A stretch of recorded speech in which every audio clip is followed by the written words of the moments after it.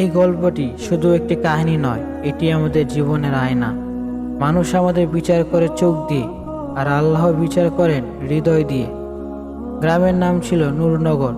ছোট শান্ত একটি গ্রাম। এই গ্রামের মানুষজন আল্লাহ বিরোধী হলেও দুনিয়ার ব্যস্ততায় অনেকেই নিজের ভুল বুঝতে পারত না। নূরনগরের এক প্রান্তে থাকতেন একজন দরিদ্র যুবক। নাম তার সালমান। পোশাক আশাক সাধারণ, মুখে সবসময় নীরবতা। মানুষ তাকে খুব একটা গুরুত্ব দিত না।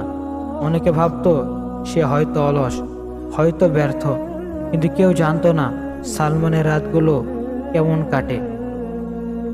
প্রতিদিন সবাই যখন ঘুমিয়ে পড়তো, সালমান তখন উজু করে দাঁড়িয়ে যেত নামাজে। অন্ধকার ঘরে চোখের পানিতে জায়নামাজ ভিজে যেত। সে বলতো, হে আল্লাহ, মানুষ আমাকে চিনুক বা না চিনুক, আপনি যেন আমাকে ভুলে না যান।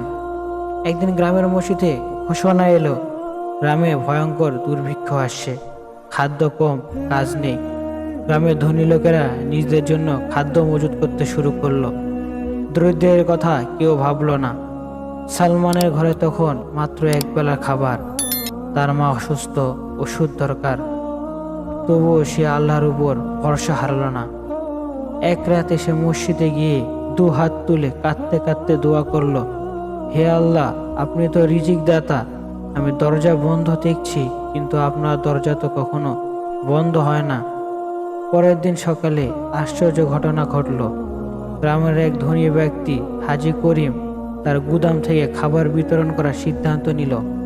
কিন্তু কে তালিকা করবে, কে সৎভাবে বন্টন করবে?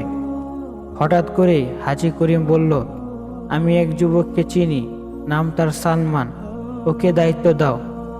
লোকজন অবাক, কেউ কেউ ফিসফিস করে বলল, ও তো গরিব, ও কি পারবে? কিন্তু সালমান দায়িত্ব নিল। এক ফোঁটা দুর্নীতি নয়, এক মুঠো অন্যায় নয়, যার যতটুকু প্রাপ্য ঠিক ততটুকুই দিল। কিছুদিন পর হাজী করিম অসুস্থ হয়ে পড়লেন।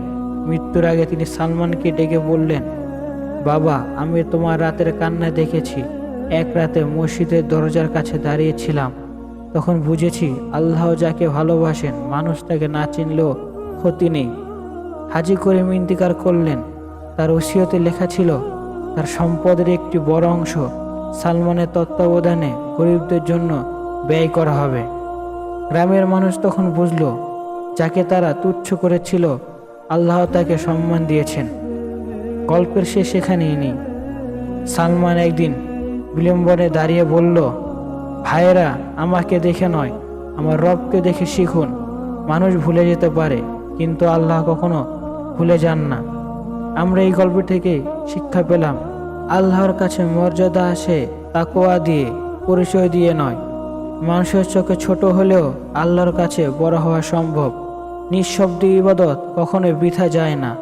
আল্লাহ আমাদের সবাইকে এমন আমল করার তৌফিক দিন, যা মানুষ না দেখলেও তিনি দেখেন। আমিন।